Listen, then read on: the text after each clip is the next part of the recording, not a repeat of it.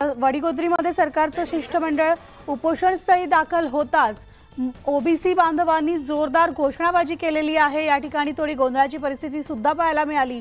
तर पोलिसांचा सुद्धा मोठ्या प्रमाणात बंदोबस्त तैनात आहे। जणू काही या ठिकाणी छावणीचे स्वरूपच प्राप्त झालेलं आहे। गेल्या 10 दिवसांपासून लक्ष्मण हाके आणि वाघमारे वडिगोद्रीमध्ये उपोषणाला बसलेले आहेत। तर आता सरकारचं शिष्टमंडळ हाकेंच्या भेटीला आलेलं असून या ठिकाणी लक्ष्मण हाकेंच्या उपोषणाचा 10वा दिवस आहे। तर छगन भुजबळ, सावे महाजन, त्याचबरोबर गुलाबराव पाटील, उदय सामंत सरकारचं या शिष्टमंडळामध्ये आहेत। धनंजय मुंडे सुद्धा उपस्थित आहेत। त्यामुळे आता हे सगळेच मंत्री लक्ष्मण हाके यांच्याशी संवाद साधणार आहेत, त्यांच्याशी चर्चा करतील आणि त्यानंतर हाके आपली भूमिका स्पष्ट करतील।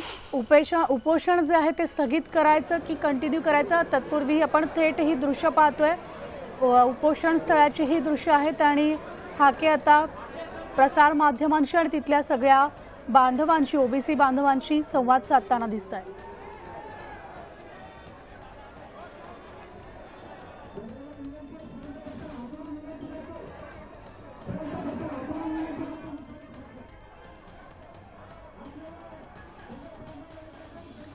तर आमचे प्रतिनिधी सिद्धार्थ गोदाम आपल्या सोबत आहेत। सिद्धार्थ, आपण पाहतोय छगन भुजबळ देखील आता उपोषण स्थळी दाखल झालेले आहेत। हाकेंशी त्यांनी संवाद साधण्यास सुरुवात केलेली, काय अपडेट्स आहेत सध्याचे? छगन भुजबळ हे या ठिकाणी लक्ष्मण हाके यांच्या फार छोटासा त्यांनी या ठिकाणी संवाद केलेला आणि लगेच या ठिकाणी फार मोठा गोंधळ झाला। त्यामुळे लोकांना, ओबीसी बांधवांना शांत बसवण्यासाठी आता माईक जो आहे लक्ष्मण हाके सरांच्या हातात दिलेला आहे। ते आवाहन करतायत लोकांना शांत बसण्यासाठी, कारण खूप मोठ्या प्रमाणात गर्दी या ठिकाणी आहे आणि गोंधळाची परिस्थिती आहे। त्यामुळे कोण बोलतोय, काय बोलतोय याचा आवाज व्यवस्थित येत नाही। मात्र निश्चितपणे मंचावर फार मोठे दिग्गज नेते बसलेले आहेत। छगन भुजबळ असतील, गिरीश महाजन असतील, गुलाबराव पाटील, अतुल सावे, उदय सामंत, धनंजय मुंडे हे दिग्गज नेते या ठिकाणी बसलेले आहेत आणि जे आहेत लक्ष्मण हाके लोकांना संबोधित करतात, त्यांना शांत बसण्यासाठी आवाहन करतात। तरी छगन भुजबळ यांच्या हातामध्ये एक फाईल सुद्धा आहे, त्यामध्ये अनेक कागदपत्र आहेत। ते कागदपत्र छगन भुजबळ घेऊन बसलेले आहेत आणि त्याच विषयी कदाचित चर्चा या ठिकाणी होईल आणि हाके सर आपली भावना या ठिकाणी व्यक्त करतायत आणि छगन भुजबळ त्यांना थोडं शांततेने बोलावं असं सल्ला देतात। कारण दिवसापासून त्यांनी काही या ठिकाणी खाल्लेलं नाही आहे आणि कदाचित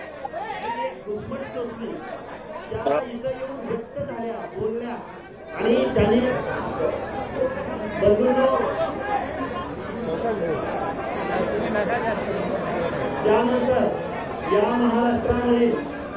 महाराष्ट्रामध्ये जवळजवळ 1500 पेक्षा जास्त ग्रामपंचायतीचे ठराव इथं आलेले आहेत। या आंदोलनाला पाठिंबा देणारे आणि ओबीसीच्या आंदोलनाला पाठिंबा देणारे 1500 ग्रामपंचायतीचे ठराव जास्त आपला झालेला आहे। त्यांचं सर्वांचा आभार। आता तिसरी गोष्ट साहेब, हे आंदोलन असं होतं, आम्ही दोघं इथं उपोषणाला भेटलो आहोत। या आंदोलनाचा टाईम हा रात्रभर पण होता आणि दिवसभर पण होता।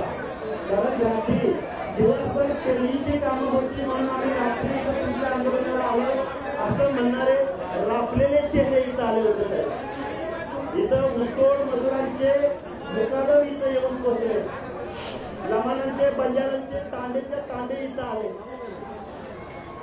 भगवान बाबाचे फोटो घेऊन इथं आले।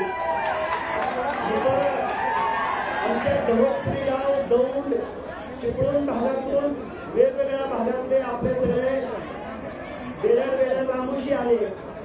या भागातील तुम्हाला जबाबदारीने सांगतो, बेलदार समाजाची माणसं आली, एकदम छोट्या नाभिक समाजाची आली, पांचाळ समाजाची आली आणि सर्व महाराष्ट्रामधली लोक आली। आणि मला तुम्हाला सांगायचं एकच आहे की या माणसांच्या मनामध्ये एक विश्वासाची भावना निर्माण झाली। काही तरुण रात्रभर प्रवास करून इथं गाडी लावून मला भेटून, मी सरकारी नोकरीत आहे पण मी तुम्हाला रात्रीचं भेटायला आलोय असं म्हणणाऱ्यांची संख्या साहेब शेकडोंच्या घरामध्ये होती. माझी तुम्हाला एकच कल्पनेची विनंती आहे की ओबीसीचं आरक्षण जातंय गेलंय का राहिलंय. एका बाजूला म्हटलं जातंय की ओबीसी आरक्षणाला धक्का लागणार नाही आणि दुसऱ्या बाजूला म्हटलं जातंय की आम्ही ओबीसी मध्ये प्रवेश केलेला आहे. नक्की दोघांपैकी खरं कोण बोलतोय आणि खोटं कोण बोलतोय ही संभ्रमावस्था महाराष्ट्रातल्या ओबीसीच्या मनामध्ये होती. आणि शेवटी मी तुम्हाला असं सांगेन की या आंदोलनाला पाठिंबा देऊन आणि इथं आमचं मनोधैर्य वाढवले अनेक नेते इथं येऊन गेले. त्यामुळे बहुजन कल्याण मंत्री सावे साहेब असतील, भोगे साहेब असतील, आमचे गिरीजी महाराज साहेब असतील, विश्वनाथ शरण असतील, आमचे प्रकाशचंद्र शेळकेसाहेब असतील, आमचे देवी मुंडे असतील, आमच्या पंकजाताई मुंडे असतील, आमचे धनीराव मुंडे असतील, श्रद्धेय बाळासाहेब आंबेडकर असतील, त्याचबरोबर गोपनाथराव भाऊकर कांदेल साहेब होते. बरीच लोक म्हणजे आता काही नावं माझ्या सोबत असू शकतात. वडेट्टीवार विरोधी पक्षनेते वडेट्टीवार साहेब इथे येऊन गेले. पंकजाताई खूप लोक कारण त्यांचं माझं मी तुम्हाला शेवटी एकच शब्द सांगेल साहेब. हे सगळं पाहत असताना मी या बांधवांना एकच विनंती करेन की तुम्ही आणि सगळेजण लोक जर एकत्रित आलो आपलं आज आरक्षण डावललं जातं की काय अशी भावना तुमच्या मनामध्ये आहे. तर मी तुम्हाला एकच सांगेन तुम्ही आणि जर एक झालो तर फुले शाहू आंबेडकरांचं सामाजिक न्यायाचं धोरण आणि साहेब या शासनाला माझी विनंती आहे महाराष्ट्र सरकारला तुम्ही 12 करोड जनतेचं दायित्व स्वीकारलेलं आहे. हा आमचा जो आपला बरोबर जातीचा आणि टक्क्यांमुक्त जाती जमातीचा हा महाराष्ट्र आहे. इथं लोक वाचत आले, इथं गोंधळांनी गोंधळ घातला, इथं हलग्या वाजत आल्या, इथं ढोल वाजले, बेटपाळांचे गेटे वाजलेली माणसं आली, लोक आमच्या पाया पडत होते. आम्हाला वाईट वाटत होतं की लोक पाया का पडतायत. मातावधीची रडत होत्या, काही माणसं रडत होती. माहित नाही आम्हाला त्यांच्या मनामध्ये काय भावना होती. पण हा अस्सल महाराष्ट्र, ग्रामीण महाराष्ट्र आहे. या महाराष्ट्राची भावना त्यांना असं वाटतंय की आम्हाला डावलं जातं. तरुणांना असं वाटतंय की आमच्या लोकांना पाडलं जाते, आमच्या लोकांना निवडणुकीमध्ये टार्गेट केलं जाते. आमच्या लोकांचा चेहरा ओबीसीचा चेहरा ठरवून टार्गेट केलं जातंय. तुम्हाला तुमची बदनामी केली जाते. ही आमच्या तरुणांना आता सहन होत नाही. कारण आमचा तरुण आता या डिजिटल मीडियामध्ये विचार करतोय, तुलना करतोय. एका आंदोलनाला अनुभव 1 तारखेला घातलं जातं आणि दुसऱ्या आंदोलनाकडे जातं 10 दिवस झाले तरी फिरकत जात नाही. ही आपण तुलना करतोय, क्रिटिसाइज करतोय. त्यामुळे या तरुणांची भावना तुम्ही समजून घ्यावी. या समाजाची सगळ्या समाजाची जो 7 समूह आहे म्हणजे आयोगाचा सदस्य आहे. मला इथं समाज पण थोडंफार नाही असं माझं दावा नाही. पण हे संविधान टिकलं पाहिजे, संविधान गोष्टी झाल्या नाही पाहिजे. एवढे विनंती करतो काही बोलण्यासाठी पण जीव एकवटून बोलण्याचा प्रयत्न करतोय. धन्यवाद.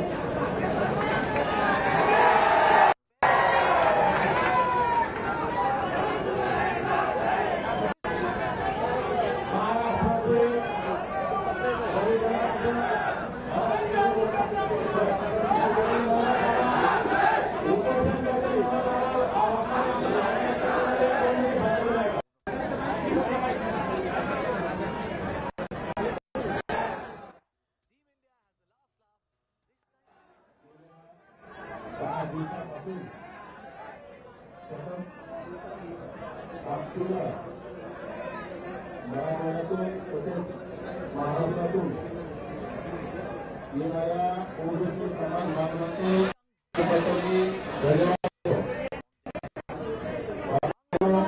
गेल्या 6 दिवसापासून मी आणि अतिशय आमच्या घोषणाला दररोज वाढता पाठिंबा मिळत होता.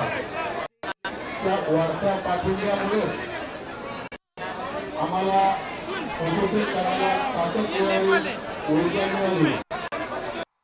7-8 महिन्यात मराठवाड्याने काय घडलं आणि मराठवाड्यातील ओबीसी चळवळीतून काम करणाऱ्या कार्यकर्त्यांनी काय घडलं हे आपल्या सर्वांना परिचित आहे. आपल्या दारादारात डीजे वाजवण्याचं काम ह्या लोकांनी केलं. आपल्या घरात गुलाल फेकण्याचं काम ह्या लोकांनी केलं. त्यामुळेच तर हा समाज एकत्र येण्याचं आणि एकत्र होण्याचं कारण आहे. बांधवांनो, आपल्यापेक्षा आपले देशाचे नेते, आपले श्रद्धास्थान, आधारस्तंभ भुजबळ साहेबांना काय त्रास झाला असेल आणि भुजबळ साहेबांना या लोकांनी काय कमेंट्स केल्या त्या आपण सर्वांनी सोशल मीडियाच्या माध्यमातून बघितल्या. कुठल्याही गोष्टीचा काही टायमिंग असतो आणि कुठलीही गोष्ट अति झाल्याच्या नंतर माफी झाल्यास सुरुवात होते. आपल्या मागच्या लोकसभेला जाणीवपूर्वक ओबीसी नेत्यांना टार्गेट करण्याचं काम हे लोकांनी केलं. आपल्या लोकनेत्या पंकजा ताईसाहेब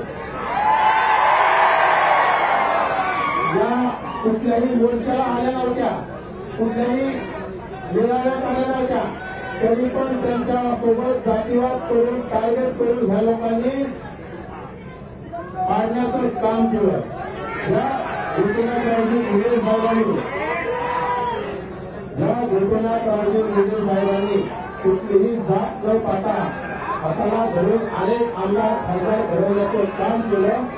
या समाजातील त्यांच्या कोणत्या जर या जातीवादाला समोर जावं लागत असेल तर हे किती दुर्दैव आहे. बांधवांनो, आणि कोणीतरी या परिवर्तनाचं श्रेय घेणं सुरू केलंय. या परिवर्तनाचं श्रेय अशी परिस्थिती झाली आहे. बैलगाडी बैल ओळखतात पण कुत्रं खालून चालतं. त्या कुत्र्याला वाटतं मी अशी परिस्थिती झाली आहे. या आताच्या इंडिया आघाडीच्या मीडियाचं श्रेय फक्त मुस्लिम आणि दलित बांधवांना जात आहे. याचं कारण आहे भाजपच्या विरोधात संविधान विरोधी आहे असा प्रचार करण्यात आला, प्रचार करण्यात आला. त्यामुळं भाजपला याचा फटका बसला आणि इंडिया आघाडीला फायदा झाला. पण कोणीतरी एक व्यक्ती त्याला स्वतःला श्रेय घेण्याचं काम करतोय असं श्रेय कोणाला द्यायची गरज नाही. आणि दुसरी गोष्ट, आपल्या राज्यातील अनेक नवनियुक्त खासदार या माणसासमोर लोटांगण घेऊन गेला पाठिंबा देण्यासाठी पत्र देत आहेत. हे अत्यंत चुकीचे आहे. यांना सर्वांना सकल समाजाने सर्व समाजाने मतदान केलेले आहे. त्यामुळे त्यांनी एका जातीचा विचार न करता सर्व जातीचा विचार करून असं कुठल्याही एका डोक्यावर घेण्याचं काम करू नये. आणि जेव्हा सांगतो तुम्हाला जलपत्र द्यायचे असतील तर आमच्या ओबीसीच्या आरक्षणाला सुद्धा कायम राखण्यासाठी ओबीसी कुठलं आरक्षण ओबीसीचं 29% आरक्षण अबाधित राखण्यासाठी पाठिंब्याचे पत्र द्यावे ही त्यांना सर्वांना मी आवाहन करतो. धन्यवाद.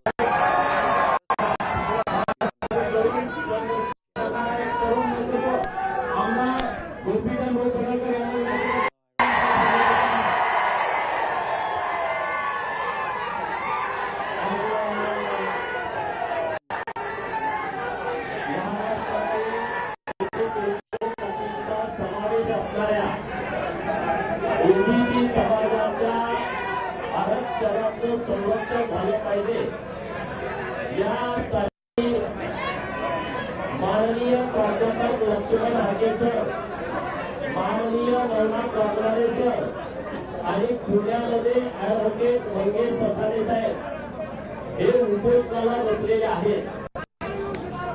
आज उपोषणाचा 10वा दिवस आहे आणि माननीय गिरीश महाजन, माननीय सारे साहेब, माननीय उदय सावंत साहेब हे आले होते. काल माननीय हाके सर आणि वाघमारे सरांची चर्चा झाली. त्यांनी जे विषय मांडले होते, महत्वाचा विषय त्यामधला सगळे सोयरेच्या बाबत सरकारचं म्हणणं काय आहे, नंबर 1.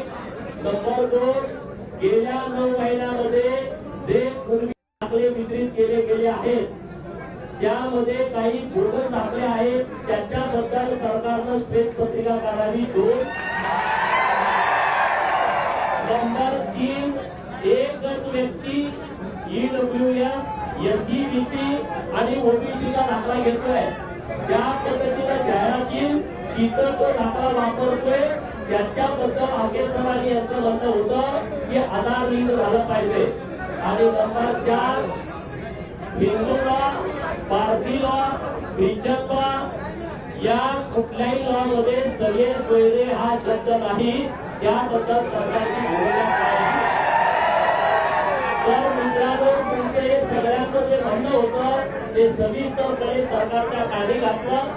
तुमच्या सगळ्यांच्या म्हणण्याप्रमाणे काल सर्व मंत्रिमंडळामध्ये माननीय मुख्यमंत्री, माननीय दोन्ही उपमुख्यमंत्री, माननीय छगन भुजबळ साहेब, माननीय धनंजय मुंडे साहेब, माननीय गिरीश महाजन साहेब, माननीय अतुल सावे साहेब, उदय सामंत साहेब असे सगळे मंत्रिमंडळाचे प्रमुख मंत्री आणि ओबीसीचे सगळे नेते प्रकाश यादव होते, मध्ये राघवजी वरकुटे होते, इस्लामचं शिष्टमंडळ होतं, टीपी मुंडेश्वर होते, वडीगोद्रीतून आलेलं शिष्टमंडळ आणि पुण्यातून आलेलं शिष्टमंडळ हे सगळी लोक त्या चर्चेमध्ये होती.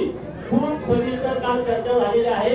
त्याबद्दल माननीय कोण बोलणार माननीय धनंजय मुंडे सर बोलतील आणि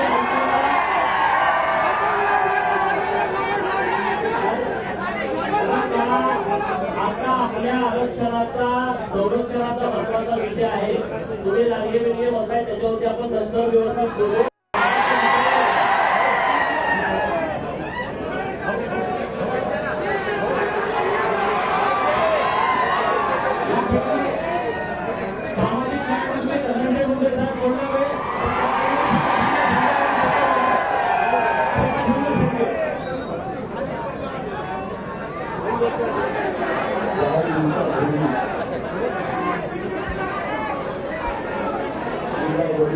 ठिकाणी उपोषण करताना माननीय प्राध्यापक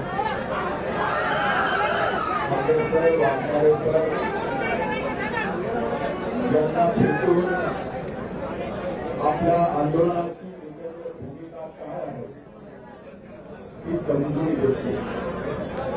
माझी आपल्या सर्वांना विनंती आहे की आपण जर शांत राहिला तर या ठिकाणी नेमकी शासनाची आपल्या आंदोलनाच्या बाबतीत काय भूमिका आपल्या आणि सकल ओबीसी समाजापर्यंत या राज्याच्या देशाच्या पोहोचेल.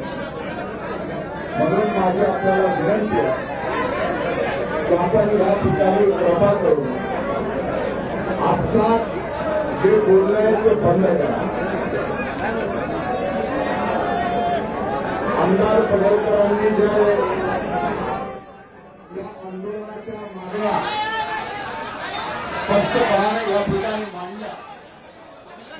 काल मंत्रिमंडळाच्या बैठकीत माननीय मुख्यमंत्री, माननीय दोन्ही उपमुख्यमंत्री आणि सर्व मंत्रिमंडळाच्या सहकाऱ्यांच्या समवेत आंदोलनकर्त्याच्या शिष्टमंडळाने जे जे विषय मांडले ते सर्व विषय शासनाने अतिशय गांभीर्याने या ठिकाणी घेतलेले आहेत. आणि या विषयाच्या संदर्भात शासनाची भूमिका ही स्पष्टपणाने जी आहे ती अधिकारवाणीने आपल्या सर्वांचे नेते आदरणीय भुजबळ साहेब या ठिकाणी स्पष्ट करतील. पण ही नक्कीच आपल्या सर्वांच्या भावनेशी एक 8 महिन्यापूर्वी या राज्यात 9 महिन्यापूर्वी असं कधीच वातावरण नव्हतं. हा पुरोगामी महाराष्ट्र 11 पगड जाती धर्म एका गावात गुणागोविंदाने सगळ्याच्या सुखात दुःखात आनंदात राहिले. पण 9 महिन्यापासून सर्व महाराष्ट्रामध्ये